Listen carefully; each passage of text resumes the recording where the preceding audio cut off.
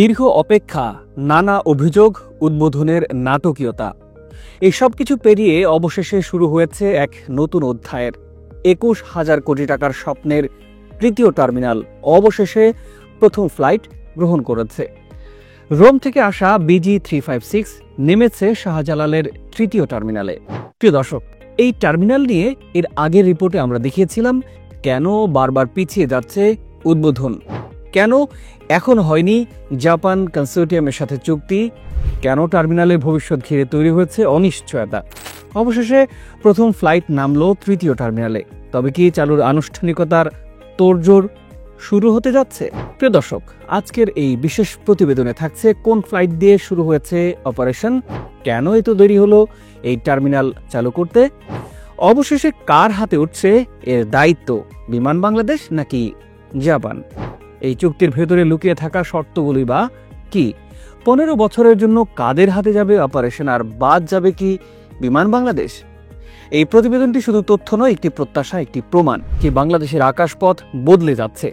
তো চলুন শুরু করা যাক। তার আগে আন্তরিক অনুরোধ, চ্যানেলটি সাবস্ক্রাইব করে পাশেই থাকার।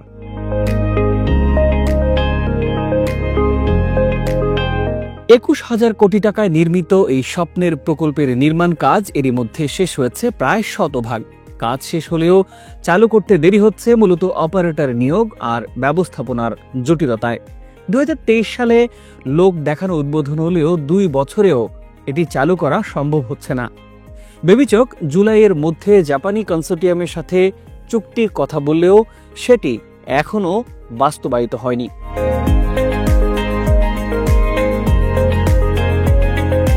অপারেশনাল চুক্তি ছাড়া পুরোপুরি যাত্রী সেবা চালু একেবারেই সম্ভব নয়। অপারেশন শুরু না হওয়ায় জনমনে জন্ম নেয় এক ধরনের হতাশা আর সন্দেহ।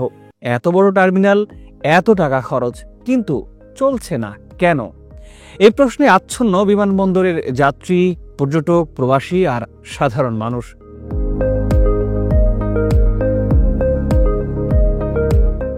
অবশেষে চলতি মাসের 4 আগস্ট একটি সকাল বদলে দিল দৃশ্যপট। রোম থেকে আসা বিমান বাংলাদেশ এয়ারলাইন্সের BG356 ফ্লাইটটি প্রথমবারের মতো অবতরণ করল তৃতীয় টার্মিনালের রানওয়ে ও পার্কিং বেতে। এই ফ্লাইটটি ছিল বোয়িং 787 ড্রিম লাইনার। পাইলট ছিলেন captain Ishtiaq Hossain, first officer Tahsin.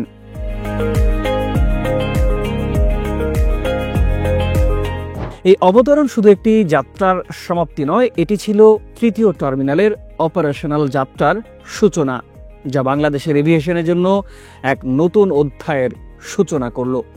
এই প্রথম ব্যবহার হলো তৃতীয় টার্মিনালের boarding bridge, visual docking guidance system, boarding ব্রিজে বিদ্যুৎ সংযোগ, শীতাতপ ও পানি সরবরাহ ব্যবস্থা। সকাল 10:30 থেকে দুপুর 1টা পর্যন্ত চলে এই পরীক্ষা। উপস্থিত ছিলেন বেসামরিক বিমান চলাচল কর্তৃপক্ষের ঊর্ধ্বতন কর্মকর্তারা ও শাহজালাল আন্তর্জাতিক বিমানবন্দরের নির্বাহী পরিচালক group captain SM Ragib Samad.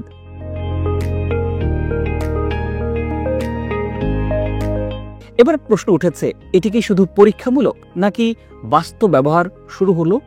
বিমান বাংলাদেশ এয়ারলাইন্স জানিয়েছে এটি ছিল টেস্ট অপারেশন, তবে পুরোপুরি বাস্তব অবতরণ ও যাত্রী নামানো হয়েছে। তারা বলছেন এটা একটা নতুন যুগের সূচনা হলো, অর্থাৎ একটা নির্দিষ্ট ডেডলাইন ছাড়াই ধাপে ধাপে চালু হচ্ছে তৃতীয় টার্মিনাল। আর এই ফ্লাইট ছিল তার প্রথম পদচিহ্ন। হযরত শাহজালাল আন্তর্জাতিক বিমানবন্দরের তৃতীয় টার্মিনালটি পরিচালনার জন্য বেছে নেওয়া হয়েছে একটি জাপানি কনসোর্টিয়ামকে। এতে নেতৃত্ব দেবে জাপানের সুমিতোমো কর্পোরেশন, অংশীদার আরও 4টি বেসরকারি প্রতিষ্ঠান, জাপানের ভূমি পরিবহন মন্ত্রণালয় ও জাইকা। তাদের সাথে চুক্তি হচ্ছে 15 বছরের জন্য।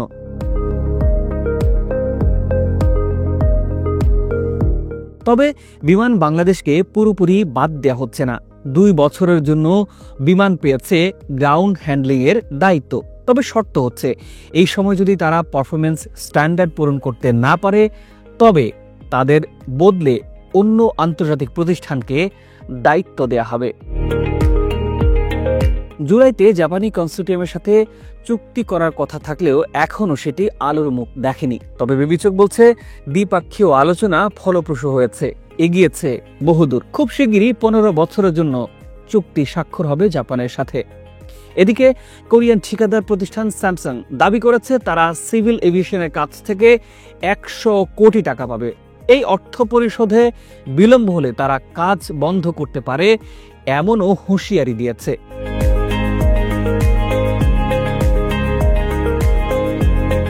এমন পরিস্থিতি আন্তর্জাতিক মহলে দেশের ভাবমূর্তি নষ্ট করতে পারে বলেও আশঙ্কা করা হচ্ছে।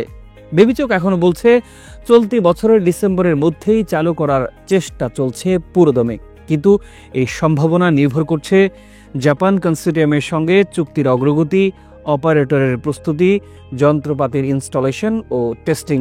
যদি সবকিছু পরিকল্পনা মতো হয় তবে 2026 সালের শুরুতেই পুরোদমে যাত্রী চলাচল শুরু হতে পারে, এমনটাই মনে করছেন বিশেষজ্ঞরা।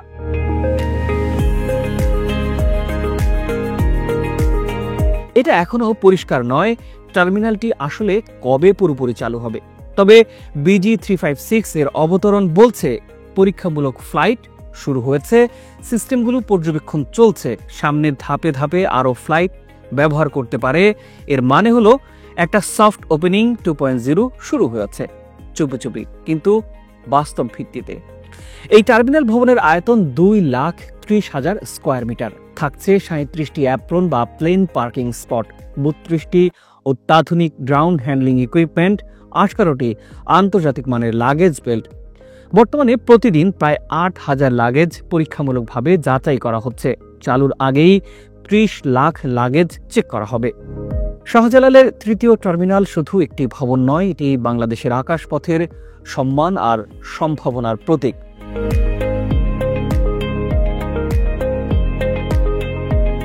এই প্রকল্পটি সফলভাবে শেষ করতে হলে এখনই দরকার সাহসী সিদ্ধান্ত, সুষ্ঠু ব্যবস্থাপনা ও আন্তঃপ্রাতিষ্ঠানিক সমন্বয়।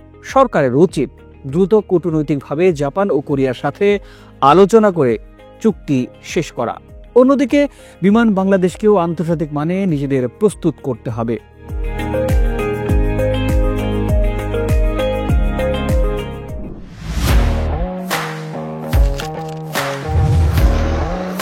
প্রফেশনাল স্টুডিও খুঁজছেন?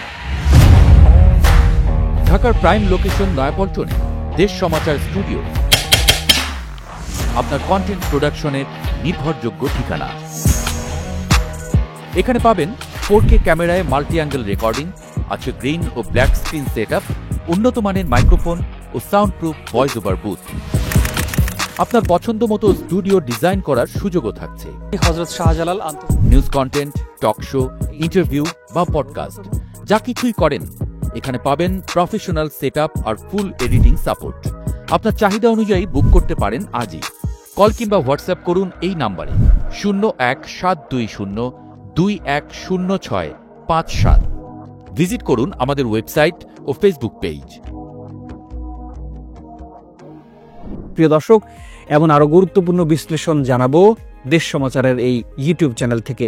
তাই আন্তরিক অনুরোধ রইল চ্যানেলটি সাবস্ক্রাইব করে আমাদের পাশে থাকার জন্য। আজ এ পর্যন্তই। ভালো থাকুন, সুস্থ থাকুন, আর অবশ্যই এই তৃতীয় টার্মিনাল নিয়ে আপনার প্রত্যাশা কতটা পূরণ হয়েছে সেটি জানিয়ে দেবেন।